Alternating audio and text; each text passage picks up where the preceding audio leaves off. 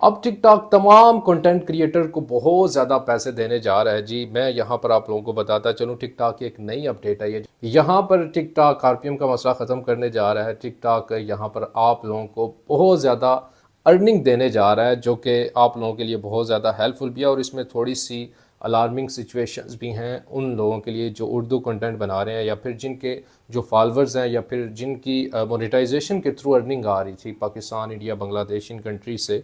तो उनके लिए थोड़ा सा मसला है, लेकिन इसका सलूशन मैं आप लोगों को बताऊंगा इसी वीडियो में। पहले डिटेल से बता देता हूँ ये अपडेट्स हैं क्या, इसका मकसद क्या है। सबसे पहले देखें, यहाँ पर टिकटॉक ने लिखा हुआ है जी, RPM displayed on the dashboard will include both the standard reward and the additional reward. यानी कि अब ये होगा कि टिकटॉक का जो आरपीएम है वो आप लोगों को हाई देखने को मिलेगा। 0102 वाला इशू खत्म हो गया।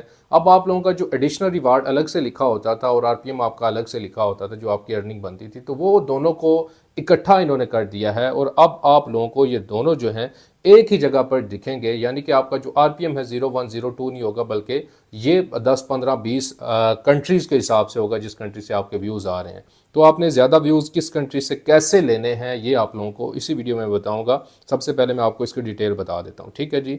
अब दूसरे नंबर पे उन्होंने कहा जी कि क्वालिफाइड व्यूज़ जो हैं ये आप लोगों के अगर सर्च से आ रहे हैं, 30 सेकंड तक आपकी कोई वीडियो देखता है, तो इसमें ये होगा कि वो इंक्लूड किया जाएगा मोनेटाइजेशन के वो उस एरिए में। यानी कि क्वालिफाइड व्यू कंसिडर किया जाएगा और उस पर आपकी अर्निंग मिलेगी। पहले सर्च से आपकी वीडियो कोई देखता था तो भाई उस पर अर्निंग नहीं मिलती थी, सिर्फ फीड से। यानी कि आपका जो फॉर यू फीड था, वहाँ से जो आपके व्यूज़ आ रहे थे, सिर्फ उसी की अर्निंग मिलती थी। उसके बाद आगे जो तीसरे नंबर पर लिखा हुआ है जी कि जो आपके कंट्रीज़ हैं, qualified views will only include those from region where the creator reward program is available.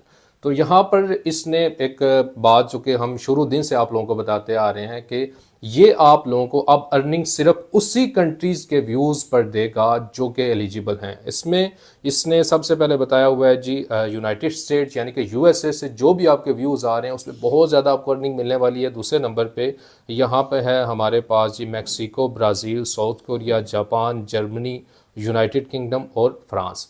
In countries से अब जो व्यूज़ आएंगे वो क्वालिफाइड व्यूज़ कंसीडर किए जाएंगे। पाकिस्तान, बांग्लादेश, इंडिया, नेपाल, मतलब इस तरह के जो एशियन कंट्रीज़ हैं वहाँ से अगर आपके व्यूज़ आ रहे हैं तो उसमें आपको कोई अर्निंग नहीं मिलने वाली। अच्छा, अब आप लोगों को मैं इसका सोल्यूशन बताता हूँ। इससे पहले आपने मुझे कमेंट में एक चीज़ लाजमी बतानी है कि आप लोग इंग्लिश कंटेंट पे काम कर रहे हैं या फिर उर्दू कंटेंट पे, और किस कंट्री को आप टारगेट कर रहे हैं या फिर आप किस कंट्री को टारगेट करना चाह रहे हैं।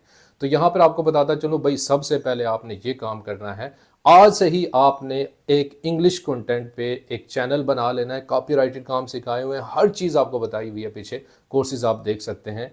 दूसरे नंबर पे आपने एक सोर्स बाय कर लेना है जिसमें आपका यूके का वीपीएन हो सकता है पेड, बहुत ज़्यादा महंगा मिलेगा, लेने की ज़रूरत नहीं है।